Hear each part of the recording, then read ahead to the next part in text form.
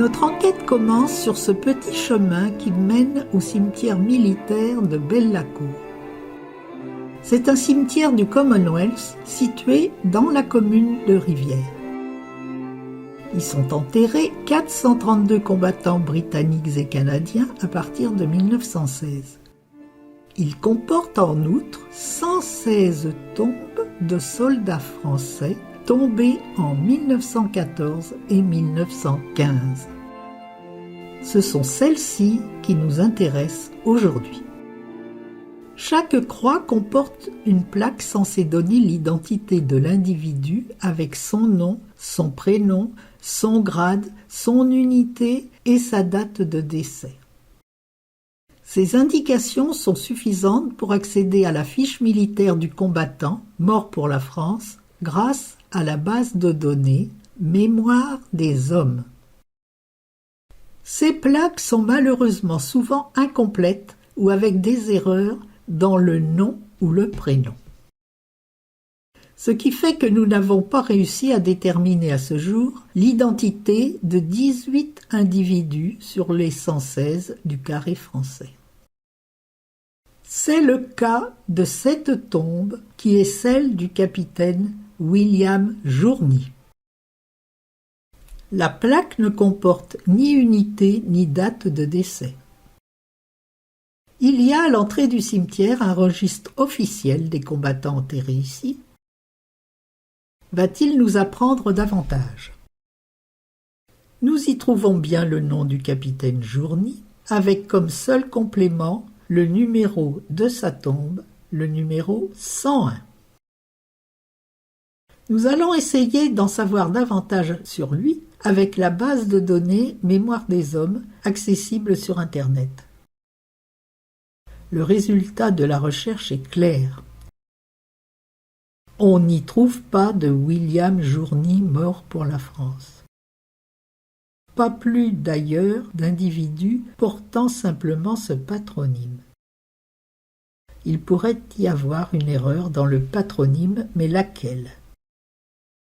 Et si l'on essayait de voir s'il y a beaucoup de capitaines portant simplement le prénom de William? C'est trouvé. La base de données en a trouvé 5, dont un seul tombé non loin de Rivière. Il s'appelle William Fournier. La fiche militaire nous donne son unité, le 54e bataillon de chasseurs. Effectivement, le capitaine William Fournier appartenait bien à ce bataillon et il a été tué le 4 octobre 1914 à Hénin-sur-Caugeul, à 12 km de Rivière. Remarquons la nouvelle erreur dans le patronyme et le fait que le nom complet de l'unité était le 54e bataillon alpin de chasseurs à pied. Nous l'appellerons plus simplement le 54e BCA. Y a-t-il dans le cimetière d'autres combattants du 54e BCA? Prenons le cas de Léon Navinet. Son vrai nom était Léon Ravinet. Il appartient aussi à la 54e BCA et il a été tué lui aussi le 4 octobre 1914 à Hénin-sur-Caugeul. On peut citer aussi Jean Gardy, improprement appelé Jean Curdy, du 54e, décédé la veille à Hénin-sur-Caugeul. La carte de répartition de ces lieux de décès nous montre que beaucoup d'entre eux sont déclarés décédés à Belle-la-Cour ou à Rivière. Il n'y a pourtant pas eu de véritable combat dans le village, mais par contre une infirmerie y était installée, un peu à l'arrière du front. On peut penser qu'un certain nombre de combattants, grièvement blessés dans les environs, ont été soignés et sont décédés dans cette infirmerie. On sait par ailleurs que dans les zones de combat, beaucoup de tués étaient enterrés sur place, isolément ou dans des petits cimetières improvisés. Leur nom était inscrit sur une croix ou sur un morceau de papier glissé dans une bouteille protectrice. Ce n'est qu'après la guerre, vers 1921, que leurs restes ont été regroupés, souvent pour les Français, dans de vastes nécropoles. Le cimetière de Belle-la-Cour est donc un peu une exception qui a été utilisée et gérée par les Britanniques à partir de 1916. Mais revenons à notre question initiale. Qui était donc le capitaine William Fournier ? Il est né à Carmaux le 8 juin 1873, d'un père ingénieur des ponts et chaussées et d'une mère d'origine anglaise, Mary Williams. Devenu militaire de carrière, il est instructeur à Saint-Cyr jusqu'à son mariage en 1903 avec Geneviève, dite Ginette Sauter. Le père de Ginette, Gaston Sauter, est un grand industriel parisien qui produit du matériel électrique, notamment pour la marine de guerre. En 1907, sous la pression de sa belle famille, William quitte l'armée pour entrer dans l'entreprise. Lors de la déclaration de la guerre, il se porte immédiatement volontaire. Âgé de 40 ans et père de 4 enfants, il n'est pas mobilisable, mais il ne supporte pas l'idée de ne pas affronter l'ennemi. Il est immédiatement affecté comme capitaine au 106e régiment d'infanterie territoriale de Bourgoin. Il fait le voyage en train, laissant sa famille au bord de la mer. Le courrier qu'il a envoyé à son épouse a été publié par sa petite-fille. On y trouve le récit des 2 mois qui lui restent à vivre. Le 2 août, il arrive à Lyon et loge à l'Hôtel du Nord. Je vais très bien, logé dans une médiocre chambre de l'Hôtel du Nord. Il est frappé par l'optimisme de la population. Le voyage s'est très bien passé. Partout, en train, calme et gaieté. On sent que le moral est excellent. Mais il prévoit avec lucidité une probable retraite initiale des troupes françaises. Les premiers combats ne sont que des combats destinés à retarder l'ennemi. Ils doivent être suivis d'une retraite. Il résume ainsi sa mission. Nous avons été très occupés. Mettre un régiment en état de partir par ses propres moyens, rien qu'avec des territoriaux, ce n'est pas chose aisée. Pendant ce temps, Ginette est restée avec les enfants dans la villa Lessing à Houlgate. Séjour qu'elle va prolonger avec l'approbation de William qui préfère voir sa famille le plus loin possible du front. Ce rôle de formateur, loin du front, ne le satisfait cependant pas, et il écrit le 16 août. Je vais commencer à m'ennuyer si je reste ici. Le 17, il avertit Ginette que sa demande de mutation dans une unité d'active est satisfaite. Il est nommé capitaine au 14e bataillon de chasseurs alpins de Grenoble et espère partir au front. Le détachement de renfort que j'emmènerai sera d'environ 200 fusils. La progression des Allemands en Belgique s'accompagne d'atrocités qui le révoltent.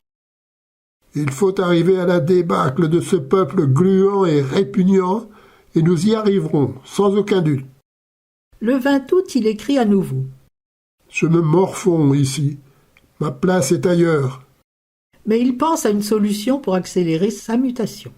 Il faudrait que ta mère voie le général Delacroix. La famille Sauter dispose en effet de relations bien placées au ministère. Le 24 août, il est toujours à Grenoble et il a reçu une réponse négative de sa belle-mère. J'ai été stupéfait des sentiments qu'elle m'attribue et des calculs cyniques qu'elle me prête. L'argent, semble-t-il, doit passer avant tout. Entre une question d'argent et une question d'honneur, on ne doit jamais hésiter. À la fin du mois d'août, la demande de mutation n'a toujours pas abouti et Ginette propose à son époux de se rendre à Paris. Elle pourra faire elle-même les démarches auprès de personnes proches du ministère. Le 8 septembre, il apprend avec plaisir que de retour de Paris, Ginette est à Houlgate, mais il ajoute « Je suis de plus en plus abruti par mon existence sans intérêt aucun. Je n'oublierai jamais, ma chérie, le courage avec lequel tu as bien voulu m'aider à faire mon devoir. » La lettre du 14 septembre annonce sa nomination au 54e bataillon de chasseurs alpins, ce qui laisse enfin présager un départ prochain. Le 23 septembre, il est toujours en attente d'un départ, mais il dirige l'instruction des recrues et des lieutenants qu'il espère conduire au combat et conclut ainsi sa lettre. Tout va bien. Je suis content de ce que je fais et de ce que je ferai. Je suis tout à fait dans mon milieu. Il lui reste 12 jours à vivre. Le 27, il envoie 3 lettres successives où il fait une sorte de bilan de sa vie.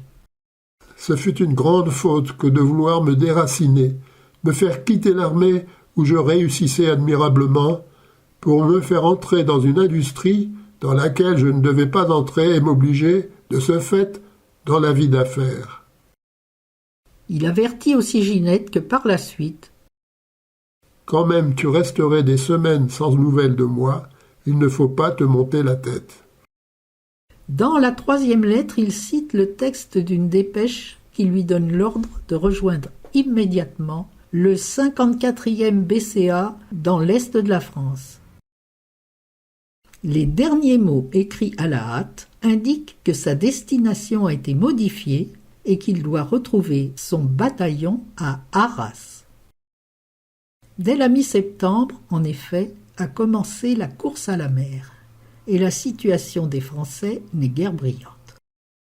Les Allemands envahissent la Goële, atteignent Douai le 1er octobre et Monchy-le-Preux le lendemain, avec l'intention de prendre Arras en tenaille. Une prise d'Arras pourrait permettre une ruée des Allemands vers la Manche, ce qui couperait la France de son allié britannique. Arrivé le 29 septembre à Arras, le 54e BCA doit participer à cette lutte contre l'avancée allemande au sud d'Arras. L'envoi de renforts est indispensable. 25 trains d'hommes et de matériel doivent débarquer en gare d'Arras le 3 octobre. Il est indispensable de couvrir cette opération en bloquant au maximum l'avance allemande. C'est ainsi qu'est donné au 54e bataillon l'ordre de défendre coûte que coûte le village d'Hénin-sur-Cogel.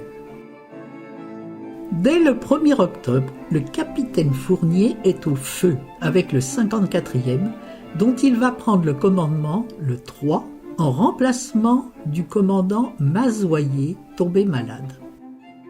La situation est désespérée. Les Allemands ont mis le feu au village et commencent à l'encercler. Le combat est très inégal, car les Allemands sont 3 fois plus nombreux que les Français et disposent d'une puissante artillerie. La violence des combats atteint son paroxysme pendant la nuit du 3 au 4.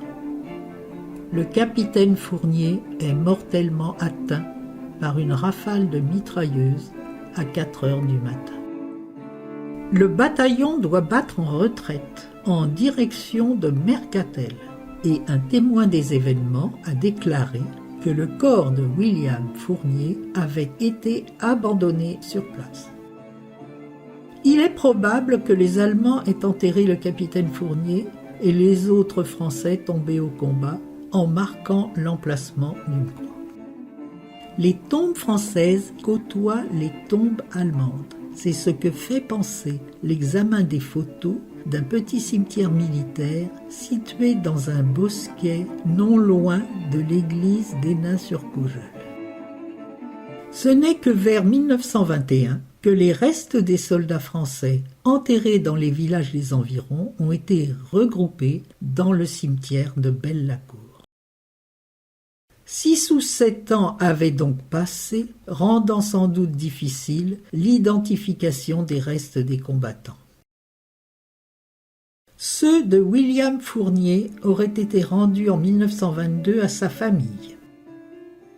Mais alors pourquoi cette croix à Belle-la-Cour, avec ses renseignements incomplets et en partie erronés?